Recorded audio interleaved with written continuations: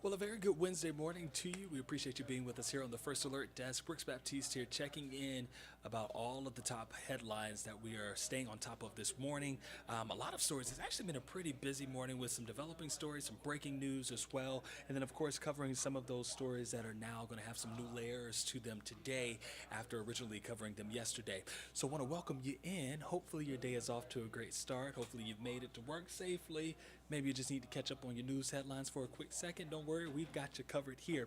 So, one of the first stories that I do want to go over, and let me go on and get a couple of my elements and stuff together over here. Unfortunately, a man shot to death inside a car. All of this happening in a gated community, and this happens in DeKalb County. Want to show you some video from earlier this morning of that scene, just so you can get an idea of what exactly was happening there. Now, supposedly this happened in the Thornberry Apartments. This is in DeKalb County. This is on Heathrow and Decatur. And when officers they arrived on scene, they tell us that they found a man shot dead inside a car. Now, we've reached out to police about more information regarding this. We've had a reporter out there on the scene today. Madeline Montgomery has been there, really keeping an eye on this, trying to get more details. Didn't seem like there were too much details or too many details that they would actually allow out right now. So we're working to see what exactly led up to this situation, if it was connected to anything else that has happened in the community or anything like that. And once we get that information, of course, we'll be sure to update you both on air and online on our free Atlanta News First app that you can expect a push alert to come from there once we get more information. And again, our very own Madeline Montgomery has been out there working to get some of those answers. So if anything else is uncovered in this, we'll be sure to let you know. But for now, all we can tell you is that a man was found shot dead in a car, and DeKalb County Police still working to find out what exactly led up to this, and this all unfolding in the Thornberry Apartments. This is in Decatur. So if you know folks out there, make sure you check up on them and just make sure all is well out there. Another story we are watching this morning, and here's something that seems to be sparking a lot of conversation right now. Governor Kemp, with his first veto for his second term. Yeah, so Governor Kemp, he actually vetoed a bill that would have given state lawmakers the final say on college tuition increases. And we know how much of a struggle it is for a lot of families right now who are simply just trying to put their children through school, trying to figure out how they can make ends meet as far as the college tuition and whatnot. So this bill would have required legislative approval for any year-over-year tuition increase exceeding 3% at any University System of Georgia institution. Now, this move, again, happens to be Kemp's first veto of his second term and the latest in an ongoing funding fight between lawmakers and the University System of Georgia. But he did express some concern that the legislation may not be constitutional. So here's what he had to say, and I quote, "The Georgia Constitution makes plain the authority to govern, control, and manage the university system and all system institutions is vested in the Board of Regents," end quote. Now you may be saying, okay, so what does all of that mean? Well, basically, he continued to say that the legislation would not be able to be adopted without the approval of Georgians. And this is definitely one, again, that is sparked a lot of conversation online, as you can imagine. Why? Because when you talk tuition, you talk fees, folks have their thoughts about that. So one we'll be staying on top of throughout the day. Now let's take you over here to Buckhead. Check out this scene. Not good at all. Talk about a huge mess. Someone slamming their car into a wig shop. You heard me right. All of this happened Tuesday morning at the Mays Main Place. This is on Piedmont Avenue, and we got a chance to catch up with the owner of the store, who is somewhat stressed out right now because she says she's got to figure out how to replace all of these things that have been damaged and destroyed. Take a listen. I'm still shaking right now. I'm still shaking because this right here is an investment, is my dream, you know. This is just, it might be a roadblock, you understand, not just a stumbling stone, but I'm going to get it back up. It's going to be better. I love her attitude there. She said, it's going to be better. I'm going to come back up. Just something that's, a little pothole in the road right now. But she said she is definitely coming back and coming back stronger. And she, claims that this could be some hundred thousands of dollars worth of damage. So the person who did run into this wig shop, it is important to note that police say that crash was an accident and the woman driving was not hurt. Thankfully, neither was anyone else on the inside of that store. But God bless her as she's trying to put those pieces back together.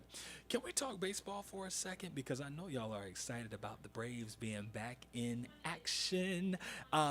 I'm going to pull up this. I thought I had a live picture of Truist Park, but maybe I don't know how to work this desk. It's been a couple weeks since I've been out here. So I will tell you this. The Braves and the Padres are going to be facing off against each other on Thursday for the home opener. That's going to be tomorrow, first pitch set for 7:20. But I know you go out to eat too, right? When you go to a baseball game, you want your hot dogs, you want your nachos, your everything else. But what if you're not a meat eater? That's okay.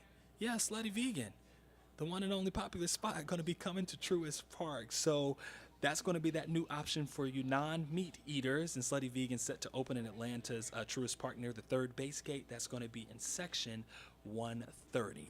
Now, if we take this live look outside, you are going to see just how incredible the weather is today and really how warm it's going to get today.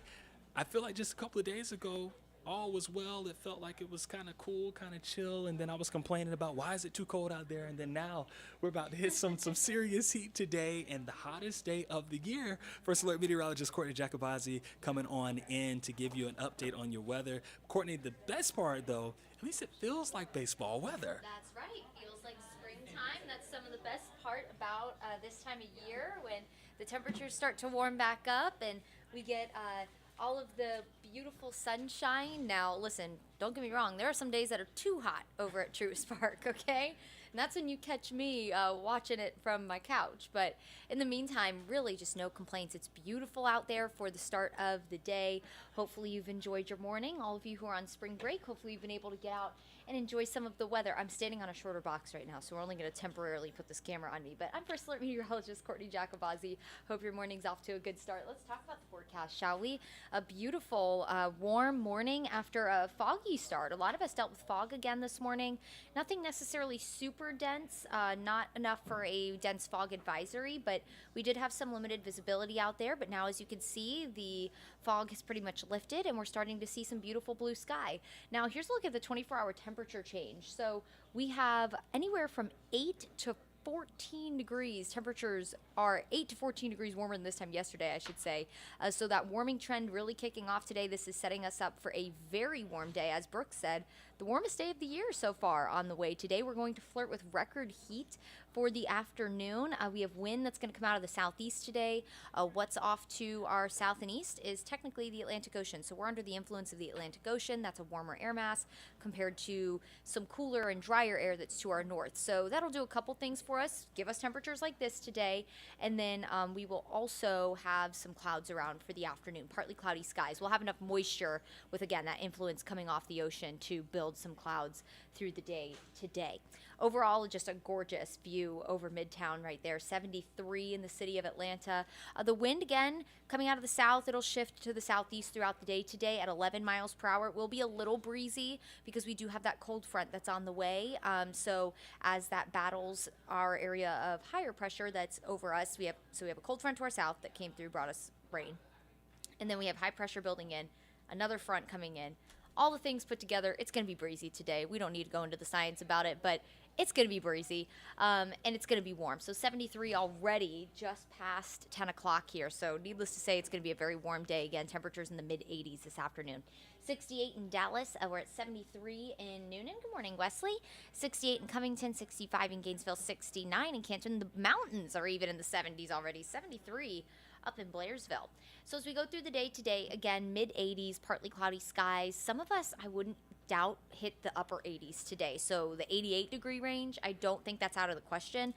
Good news is you probably stepped outside this morning and were like, wow, it's a little muggy out here. That humidity is going to be present, but it's not going to be oppressive. It won't be summertime sticky out there. So the mid 80s are going to feel like the mid 80s. It's not going to be mid 80s feeling more like the mid 90s, but still a very warm day no matter which way you flip it. So as we go through the overnight tonight, overnight lows will drop into the low to mid 60s. So another pretty warm start to tomorrow. Definitely won't need the jacket as you step out the door. But tomorrow we also are going to start to introduce the chance for rain and storms. So today will be our last completely dry day before we head into a very unsettled second half of the week. In fact, we do have a first alert for Friday. That's why we have that highlighted in red there for widespread rain and even a few rumbles of thunder. Now, the good news with our storm chance over the next few days is we're not expecting anything severe. We could have, of course, heavy rain. In any thunderstorms, you're going to have lightning, which is dangerous. So you don't want to be, out and about with the kids, out at the park, out at the pool, because we'll be fairly warm the next couple days. But if storms start rolling in, time to head inside and wait for the thunderstorms to pass, and then you can go back outside. But Friday, really not going to be a day to get outdoors. It's going to be more of an indoor kind of day. Go to the movies, go bowling, something like that. That's Friday and Saturday for you to round out spring break. So take advantage of the outdoor activities today and for the most part tomorrow. Tomorrow for the first half of the day should be dry. So let's take you through it. As we go towards 3:30, that's when our cold front will start to approach the area. All of the rain and storms from tomorrow to Saturday, maybe into Sunday morning, will be because of a cold front. So rain and a few storms starting around 3 o'clock, starting first in far northwest Georgia. So Floyd, Chattooga County, Cherokee, Bartow County, Towns Union County. You'll get all the rain first, and then that sinks south through the evening. Now, what's important about this? This is 6:30.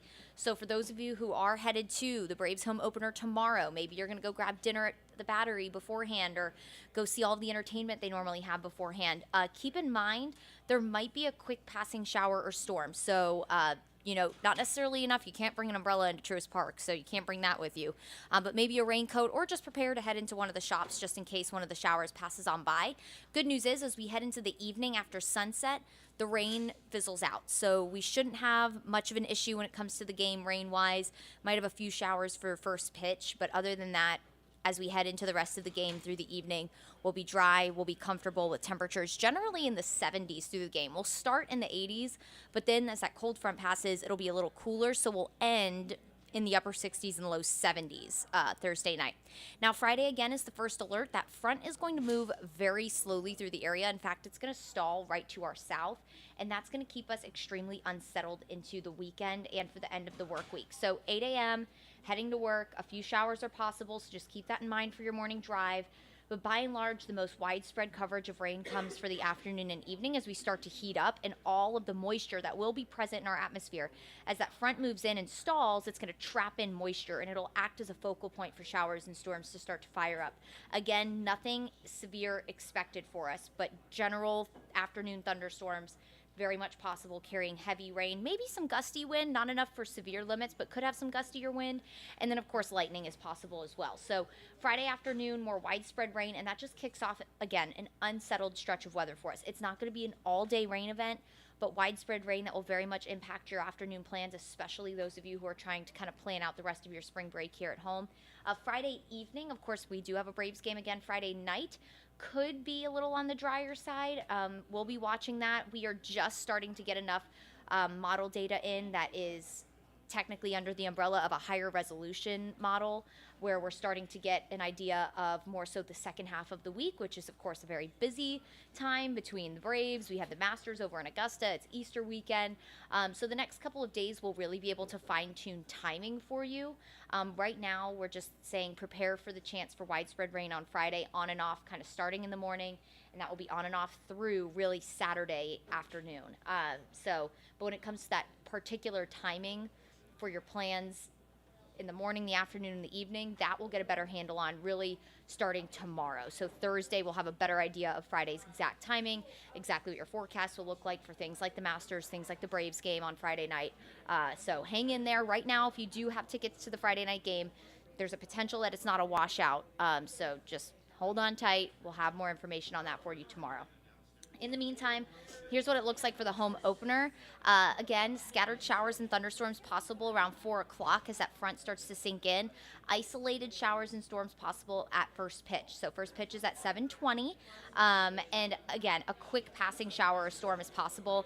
I don't really see it causing much of a rain delay issue. Of course, if there's thunderstorms in the area, I think that kind of changes things a bit, but maybe a quick passing storm really shouldn't be an issue. And then as we head through the rest of the game, once we head towards 8 o'clock, we're pretty much going to be dry for the evening. So again, not going to be a big problem for the Braves game if you are going. Temperatures again near 70 as we head into the end of the game. No need for a jacket. Thursday again looks fine. Friday and Saturday are first alerts because of the rain. It does look like there will be the chance for showers Friday night for those of you who are headed to the game, with temperatures only in the low 60s, so you will need a raincoat if you're heading Friday. If there is the off chance that some of the showers kind of dissipate as we head towards sunset, as we lose that daytime heating, great. The game might end up being a little drier. It's still going to be pretty chilly, so a light jacket will be needed for Friday night's game. Saturday, unfortunately, is going to be a rainy day. Pretty much from morning to afternoon, cold rain. Some spots might not make it out of the 40s on Saturday. Now, the good news is, you can see there, it does look like models are starting to dry us out by first pitch on Saturday. So if you do have tickets to the Saturday night game, you just might get lucky. Models have definitely been favoring drying out by sunset. So if that's the case, Saturday night's game might actually be nice, just pretty cold, so you will need a jacket. And then Sunday, beautiful. We'll see partly cloudy skies, but chilly.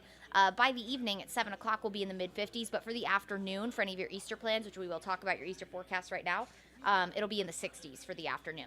So here's a look at your Easter Sunday forecast. Maybe a few morning showers. Again, models have been trending drier by Saturday night, so bringing the rain out by Saturday evening and making us more dry Sunday morning. So if you have any sunrise services on Sunday outside, if your church is just doing an outside service, it looks like the weather is getting drier. The pattern is trending drier for Sunday morning, but for now we're keeping a small chance for morning showers. Chilly in the morning, 40s. So make sure as you're planning your Easter outfits, you have a jacket included in that. Afternoon, if you have any lunch plans, brunch plans, it'll be in the 50s for the first half of the day, and then by around 3 o'clock, we'll be in the 60s. Now, here's a look at our upper air patterns. We have this cold air, we have this warm air, and then it all clashes. Where it battles, we call that the National Weather Service, we actually had a meeting with them yesterday. They said that's the battleground where the warm air and cold air collides. Well, that's causing severe weather out to our west. You've probably been seeing a lot of the crazy tornadic activity out to our west. That's because of just this clash of cold and warm air. And obviously it's been very warm here. And so we are going to watch as this moves across. But notice as we head into Friday, notice that gradient that you were seeing at the start of that graphic, it becomes a little more fizzled, a little faded.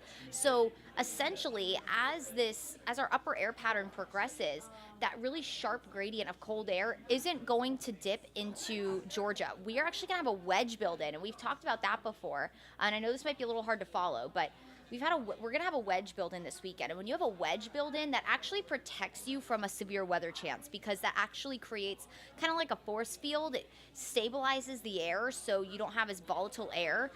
So really, we're getting lucky, because out to our west, it is just a battleground of cold and warm air meshing together. That cold, dense air slips underneath that warm and moist air and just explodes and causes really, really crazy thunderstorms, which is what we've been seeing out to our west with the tornadoes and the hail. Thankfully for us, as that progresses, that temperature gradient, the upper air pattern just is not favorable for us to have severe weather. Good news is, though, looking at our upper air pattern next week, we have a ridge of high pressure. And when ridges of high pressure build in, that creates almost like a force field for you, keeps us drier. So all of you who've been asking, when are we finally going to have a dry weekend? When are we going to start to dry out? Well, next week seems to be that for us. So today, warm in mid-80s. Tomorrow, isolated thunderstorms, especially for the first half of the day. That should fizzle out by the evening. And then as we head into Friday, that is a first alert for on and off scattered showers. Maybe a few rumbles of thunder Friday, but for the most part, Friday and Saturday will generally be rain. Hopefully we can kind of clear out. It seems like what the pattern is as the sun sets and we lose any kind of instability along that front, any kind of energy for that front to kind of lift showers and thunderstorms. It looks like as we head into the evening hours, both Friday and Saturday, we do dry out a little bit. But again, once we get a better handle on that, as we have more high-resolution model data to be able to pinpoint that for you, we will. But right now, just expect on and off scattered showers starting Friday morning all the way through Saturday evening. Saturday is going to be a chilly rain, heavy at times, both Friday and Saturday. We do dry out by Easter Sunday. A few lingering showers are possible Sunday morning, but then Monday and Tuesday are beautiful. As kids are headed back to school on Monday, they will need the jacket at the bus stop. We'll be in the 40s Monday morning. Highs only in the mid to upper 60s, so the afternoon will be super comfortable. And Tuesday will just be stunning, low 70s with the morning in the 50s and mostly sunny skies. So hang in there. We have a couple of unsettled days, but it does look like we're heading into a bit of a drier and warmer pattern, not only next week, but I was looking at data from the Climate Prediction Center, who gives us an idea of forecasts sometimes a month out for a season and as far out as 2 weeks. Looking at our 2-week outlook, our 8 to 14 day temperature outlook, so that again goes beyond the 7-day, we're looking to head into a warmer and drier pattern as a whole. So good news for those of you who are just sick of the rain. Doesn't mean we're not going to have rain, doesn't mean we won't have some cooler days, but average looks like we're heading into a warmer and drier pattern, which personally I'm going to love. After a really soggy week, we have plenty of rain. We're not going to worry about a drought if we have a couple of weeks of drier weather. So yeah, all good things as we head into the middle of April. All right, everyone, I hope you have a wonderful day today. Enjoy the warm, beautiful afternoon. It'll be a little breezy. I think that's just going to make it super pleasant. We'll catch you guys here next time.